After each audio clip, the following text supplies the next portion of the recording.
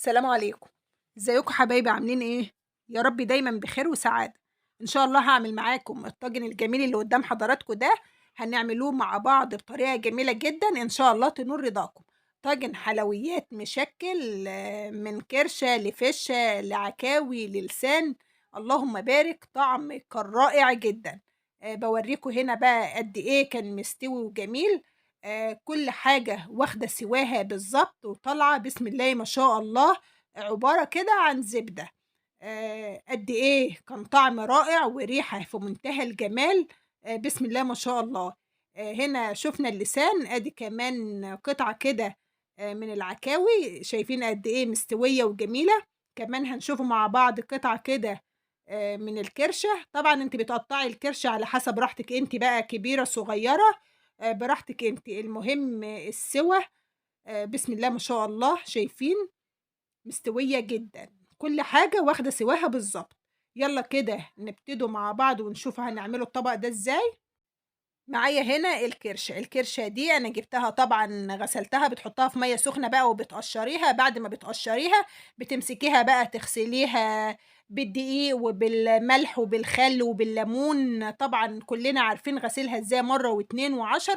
بعد كده بقى بتنقعيها في محلول النقع، بتبقى مَيّة على خل على ليمون، طماطمتين كده مشقّقاهم.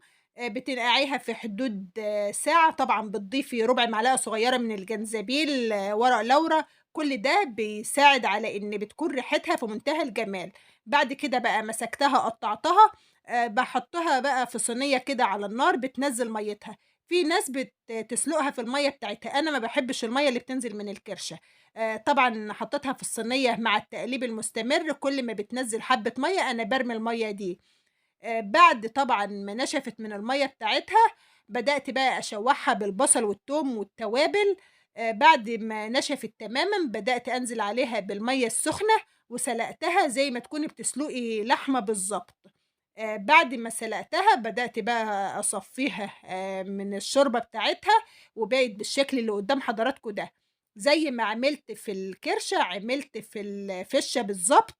وبعد الفِشّة ما اتسلقت، مسكتها بقى قشّرتها من الرئة البيضا اللي بتبقى عليها دي وقطّعتها بالشكل ده، بسم الله ما شاء الله. كانت عبارة زي اللحمة بالضبط. وآدي كمان سِوَى الكرشة. بعد كده بقى معايا حلة فيها معلقتين من الزيت، نزلت فيها بقى في حدود بصلة كده، والبصل ده أنا مفرّزاه وتفريزه سهل جدًا. نزّلت بقى على البصلة بالكرشة بتاعتنا، ونزلت كمان بطبق الفِشّة بتاعنا الجميل ده، بسم الله ما شاء الله، كان طعمه رائع جدًا. بعد كده بقى هانزل على الفِشّة وعلى الكرشة بنُص معلقة من التوم المفروم، رايحة أقلّبهم بقى كويس أوي بالشكل اللي قدّام حضراتكم ده.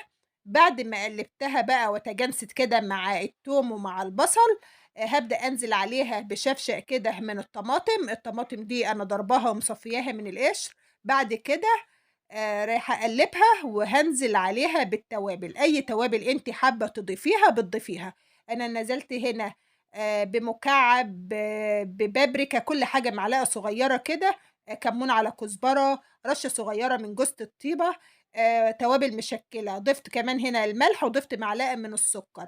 أنا ضِفت هنا معلقة من السُكّر عشان تعادل حموضة الطماطم، فما تبقاش حامية عليكِ وأنتِ بتاكليها تعمل حرقان كده في الصدر. فمعلقة السُكّر هي دي فايدة معلقة السُكّر. بعد ما قلّبتها كده رايحة أغطّي عليها واسيبها كده في حدود ربع ساعة. بعد كده بقى عندي فلفل ألوان، قطّعت فلفل ألوان بالشكل اللي قدّام حضراتكم ده، وبدأت أنزل بالفلفل على طبق الحلويات الجميل اللي قدّام حضراتكم ده. الفلفل بيدّي طعم جميل جدًا للخضار أو للحوم. نزلت هنا بالفلفل الألوان وقلّبتها كده، رايحة أغطّي عليها واسيبها في حدود 10 دقايق كمان تتجانس مع بعضيها كده. بعد كده أنا معايا الطاجن، الطاجن ده أنا مسخّناه أوي في الفرن علشان لمّا أنزل فيه بالحلويات بتاعتنا دي، الطاجن ما يتشرّبش المادة السائلة وتطلع ناشفة منِّك. فدايمًا سخّني الطاجن سواء هتعملي فيه لحوم أو خضار، سخّنيه الأول ما يشربش منِّك المادة السائلة. بعد كده بقى بدأت أمسح الحوافي بتاعة الطاجن كده بالمنديل عشان لمّا يدخل الفرن ما يتحرقش منِّك ويطلع كده شكله جميل. في الوقت ده بقى أنا مسخّنة الفرن على أعلى درجة حرارة، بتدخّليه الفرن طبعًا بيقعد في حدود كده تِلت ساعة أو نُص ساعة بيطلع معاكِ بالجمال ده. قد إيه ريحته جميلة وطعمه أجمل. ألف هنا وشفا. حبايبي لو وصلتوا لحد هنا ما تنسوش اللايك، وسلام عليكم.